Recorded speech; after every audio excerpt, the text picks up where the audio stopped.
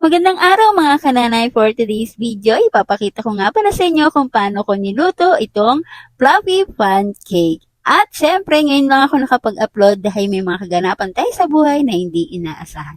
At ito na, ipapakita ko na sa inyo. Ayan mga kananay, nandito tayo, gagawa tayo ng pancake. Yan, naisala ko na dito yung ating all-purpose flour na 4 cups, 2 tablespoon ng baking soda, at naglagay din ako dito ng powdered milk na 2 sachet. Yan, tabi na natin ito. Ito yung ating sinala. Maglalagay naman tayo dito ng asukal.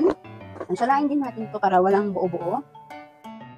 8 tablespoon. 1, 2, 3, 4, 5, 6, 7, 8. Maganda rin itong cold storage na ito. Pero din, itong kanyang takip. Kaya measuring, pwede nyo na rin itong gawing measuring cup. 1 cup ito. Siguradong hindi rin papasokin dito ng langgam. At, yan, salain natin ulit.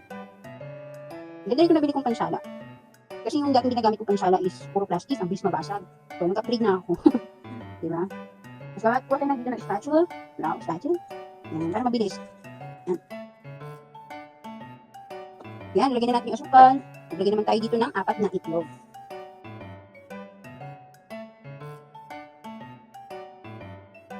Then, maglagay tayo dito ng 3 cups. Lagyan dito ng 3 cups. 1 cup. 1, 2, 3. Natin. Yan, haluin. Bigahan lang paghalo. Pwede ito, paghalo na natin at may buo-buo pang natira, pwede naman salain natin para talagang magandang texture ng ating butter pancake. Yung butter ng pancake natin. So, mas maglagay tayo dito ng vanilla para may banana flavor. Yan, bala kayo, bala kadami.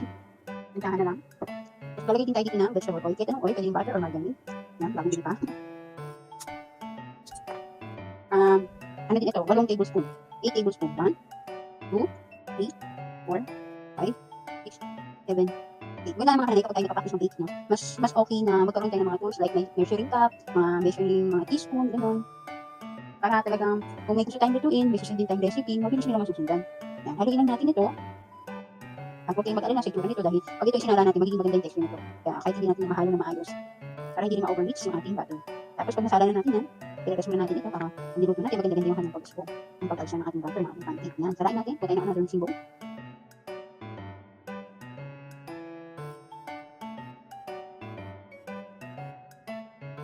At natapos nga tayo makagawa ng mixture, syempre, linis time. At napakaganda nga rin talaga itong aking tissue towel na ginagamit dito mga kananay dahil nalalabahan at pwede mong ulit-ulitin gamitin. At isinalin ko nga ating mixture sa quiz battle. At para makumpleto ang ating magandang pancake, gagamit nga tayo dito ng pancake pan.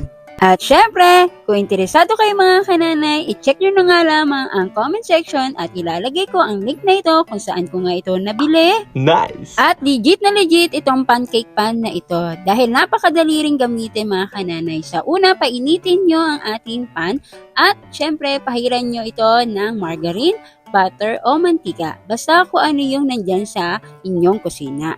Sa paglalagay ng ating mixture dito sa ating pan, tansyahin nyo lang mga kananay basta huwag aapaw. At syempre, baliktaran yan para pantay ang ating pagkaluto sa ating pancake. At panghuli, ang kagandahan dito sa ating pancake pan ay non-stick. Kaya naman maganda talaga itong gamitin lalo na sa pagluluto natin ng mga pancake. At kaya naman mga kananay, ano pang ginagawa nyo? Huwag na kayo magpapahuli lalo na sa mga bagets natin. Magandang panghalina ito sa kanila. At yan, maganda na nga rin dyan yung mga nagawa kong pancake. At syempre, habang tumatagal, magagamay ko na rin talaga ang paggamit dito sa ating pan. At yan, no, kitang-kita nyo naman, talagang sarap na sarap ang inyong Ate Joying. At nagmukbang pa nga. At nilagyan ko nga yan ng honey para naman talagang masarap na masarap. Pero itong ating mixture mga kananay, hindi katamisan. Kaya bagay na bagay yung honey. Kaya hanggang dito na lang ating video mga kananay. Salamat sa panonood!